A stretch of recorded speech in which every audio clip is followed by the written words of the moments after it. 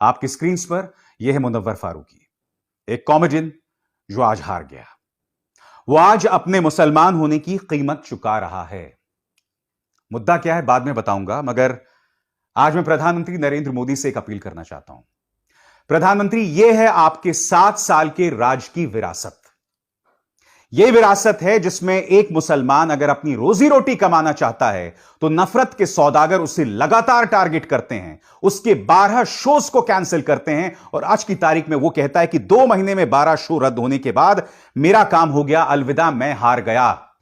यह आपकी विरासत मोदी जी, इसके अलावा कुछ नहीं है। यह मत सोचिए कि आप अंतर्राष्ट्रीय तौर पर अपनी एक महान छवि बना पाएंगे, क्योंकि इस देश में यह प्रमाणित हो चुका है पिछले 7 सालों में कि आपके धर्म की वजह से आपको टारगेट किया जाएगा, आपको न्याय नहीं मिलेगा, आपको सुरक्षा नहीं मिलेगी। और मुनव्वर फारूकी की यह मिसाल यह प्रमाणित करती है। सबसे पहले दोस्तों, मैं आपको पढ़ के सुनाना चाहूंगा कि मुनव्वर फारूकी ने दरअसल अपने इंस्टाग्राम पोस्ट में कहा क्या है और यह पूरा मामला क्या है। दोस्तों, मुनव्वर फारूकी लिखते हैं, आज बेंगलुरु शो कैंसिल हो गया। स्थल पर तोड़फोड़ की धमकी के तहत हमने 600 टिकट बेचे थे। महीने पहले मेरी टीम ने दिवंगत पुनीत राजकुमार सर के संगठन को चैरिटी के लिए बुलाया था, जिसे हम इस शो में जेनरेट करने जा रहे थे। हम सहमत हुए थे कि महान संगठन द्वारा सुझाए गए चैरिटी के नाम पर शो के टिकट नहीं बेचेंगे। बाद में वो ये भी लिखते हैं कि मजाक के लिए मुझे जेल में डाला गया था, लेकिन मैंने अपना शो कभी रद्द नहीं किया। इसमें कोई भी समस्या नहीं थी, यह अनुचित है। इस शो को भी भारत में धर्म से परे जाकर लोगों का प्यार मिला, क्या यह अनुचित है? हमारे पास शो का सेंसर सर्टिफिकेट भी है और शो में स्पष्ट रूप से कोई समस्या नहीं थी। हमने पिछले 2 महीनों में 12 शो आयोजन स्थल और दर्शकों की धमकी के कारण रद्द कर दिए। आगे मुनव्वर फारूकी लिखते हैं, मुझे लगता है कि यह अंत है। मेरा नाम मुनव्वर फारूकी है और यह मेरा समय है। आप लोग अद्भुत दर्शक रहे हैं। अलविदा, मेरा काम हो गया। उन 2 पंक्तियों पर गौर कीजिए दोस्तों, अलविदा, मेरा काम हो गया। मुझे लगता है यह अंत है। उसका नाम मुनव्वर फारूकी है। करीब 35 दिनों तक मुनव्वर फारूकी को इंदौर की एक जेल में रखा गया था।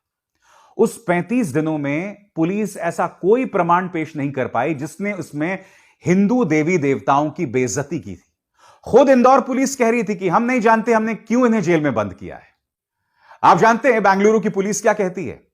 लॉ एंड ऑर्डर, कानून व्यवस्था की वजह से हमने आयोजकों को यह मशवरा दिया कि आप इस शो को रद्द करें।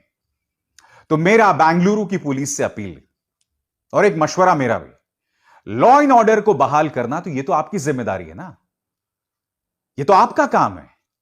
आप इसलिए तो नौकरी कर रहे हैं, आपको पैसे भी इसलिए दिए जा रहे हैं। तो इस सरकारी नौकरी को करने का फायदा क्या, जब आप एक नागरिक को सुरक्षा नहीं दे सकते, वो अपनी रोजी रोटी कमा सके, उसकी आप रक्षा नहीं कर सकते। मैं समझना चाहता हूं। और सबसे दुख की बात यह कि खुद ही बेंगलुरु पुलिस उसे विवादित शख्स बता रहा है, मुनव्वर फारूकी को। आज एक बात ध्यान से सुनिएगा दोस्तों, आपको क्या लगता है कि यह चर्चा सिर्फ भारत के अंदर होकर खत्म हो जाएगी? कुछ दिनों पहले इसी मंच पर मैंने शो किया था कि वीरदास ने कहा था कि मैं 2 भारत से आया हूं। उस उनके स्टैंड अप एक्ट के लिए यहां भारत में उनके खिलाफ FIR दर्ज कर दी जाती है। मुनव्वर फारूकी के 12 शोज कैंसिल कर दिए जाते हैं। आपको क्या लगता है, क्या इसकी चर्चा सिर्फ भारत में होगी? नहीं। इन 2 घटनाओं को लेकर भारत को बार बार अंतर्राष्ट्रीय पटल पर जलील किया जाएगा, बार बार जलील किया जाएगा। और आपको अंदाजा नहीं है कि उससे देश की नाक किस तरह से कट रही है, क्योंकि हमारे प्रजातंत्र की खूबसूरती यही थी कि चाहे आपके जैसे भी विचार हों, अलग अलग सोच वाले लोगों को भी जगह मिलती थी।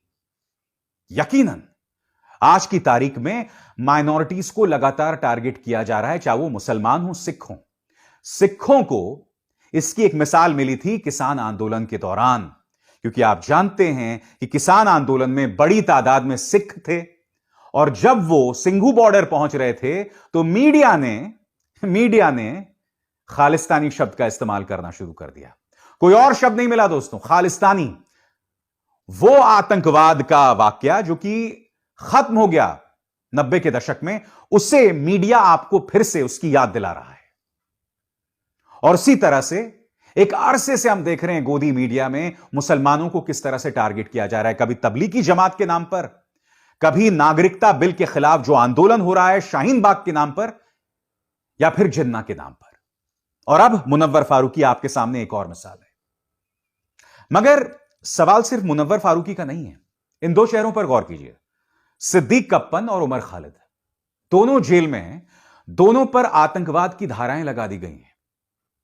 सिद्दीक कप्पन का जुर्म सिर्फ इतना था कि जब हाथरस में गुड़िया के साथ दुष्कर्म और उसके बाद उसकी हत्या कर दी गई, तो सिद्दीक कप्पन बतौर पत्रकार अपने दो साथियों के साथ जा रहे थे केरल से हाथरस की ओर, और जब वो हाथरस पहुंचने वाले थे उन्हें गिरफ्तार कर लिया जाता है बगैर किसी प्रमाण के। और अब उत्तर प्रदेश पुलिस जो है अनाप शनाप कुछ भी कह रही है। दिक्कत यह है कि चूंकि आपने उनको आतंकवाद की धाराओं में पकड़ लिया है, तो बेल भी आसानी से नहीं मिलती है। उमर खालिद एक स्टूडेंट एक्टिविस्ट, जेएनयू के एक स्टूडेंट एक्टिविस्ट। सच तो यह है कि उमर खालिद के कई बातों से मैं भी सहमत नहीं हूंगा, मगर उमर खालिद को जिस मुद्दे पर बंद किया गया है जेल में, वो बहुत शॉकिंग है। दिल्ली पुलिस ने अपनी चार्जशीट में कहा कि हमने जिस भाषण के आधार पर उन्हें बंद किया है, वो हमें रिपब्लिक न्यूज चैनल और मुकेश अंबानी के न्यूज चैनल न्यूज 18 से मिला था। और जब न्यूज 18 और रिपब्लिक चैनल से पूछा गया कि ये जो भाषण है उमर खालिद का, ये आपको कहां से मिला, इन्होंने कहा कि हमें अमित मालवीय के ट्विटर हैंडल से मिला, भारतीय जनता पार्टी के नेताओं के ट्विटर हैंडल से मिला। ये न्यूज चैनल है दोस्तों, इनका साल का बजट करोड़ों का होता है, 100 करोड़ से भी ऊपर का बजट होता होगा इनका। और ये लोग क्या कर रहे हैं, ये लोग बीजेपी के नेता के ट्विटर हैंडल से उमर खालिद के भाषण का एक छोटा सा हिस्सा निकालकर उस आधार पर उन्होंने उमर खालिद को दोषी बना दिया। उमर खालिद का पूरा भाषण भी पेश नहीं किया गया, जानते हैं आप, पूरा भाषण भी पेश नहीं किया गया है। उनके वकील ने अदालत के अंदर दिल्ली पुलिस की धज्जियां उड़ा दी हैं। मगर अब भी चाहे सिद्दीक कप्पन हो, उमर खालिद हैं जेल में। मैं आपसे सवाल पूछना चाहता हूं, जो लोग उमर खालिद के जेल में होने, सिद्दीक कप्पन के जेल में होने, मुनव्वर फारूकी के साथ जो हो रहा है उस पर तालियां बजा रहे हैं, इससे क्या हासिल होगा बताओ ना। एक जमाना था 2014 से पहले कि जब भी हम अपने आइकन्स को देखते थे, जो लोग हमारा मनोरंजन कर रहे होते थे, तो हम उनके धर्म को कभी नहीं देखते थे। जब हम चुलबुल पांडे को दबंग में देखते थे, तो हम ये नहीं सोचते थे कि भाई चुलबुल पांडे दरअसल सलमान खान है पर्दे के पीछे। जब हम राहुल और राज को स्क्रीन पर देखते थे, तब हम ये नहीं सोचते थे कि सिमरन से मोहब्बत करने वाला राज दरअसल शाहरुख खान है। आज इस सरकार ने हमें वो करना भी सिखा दिया है, और जो लोग ये सीख रहे हैं वो अपना तो नुकसान कर ही रहे हैं, वो अपने बच्चों का नुकसान कर रहे हैं, क्योंकि तुमने अपने मासूम बच्चों को नफरत करना सिखा दिया है। तुमने उन्हें ऐसी राह पर ढकेल दिया है जहां उन्हें सिर्फ नफरत मिलने वाली है, जहां उन्हें सिर्फ दुख मिलने वाला है, क्योंकि जिसे आपने नफरत करना सिखा दिया वो प्यार नहीं कर सकता। उसे कोई प्यार भी करेगा तो वो उस पर सवालिया निशान के साथ देखेगा, एक प्रश्न चिन्ह के साथ देखेगा।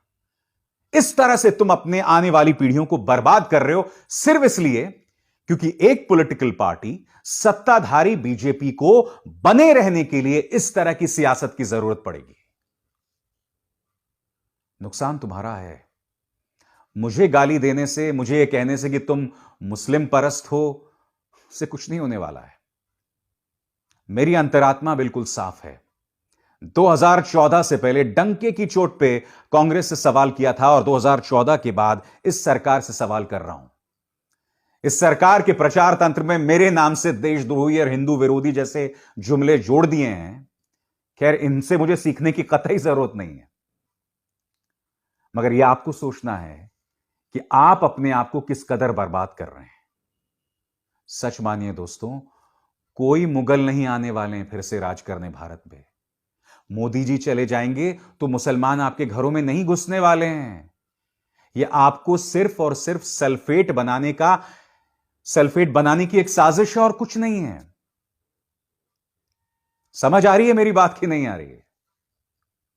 खैर, ना भी आए तो मैं कुछ नहीं कह सकता, क्योंकि नुकसान सिर्फ और सिर्फ आपका है। नमस्कार।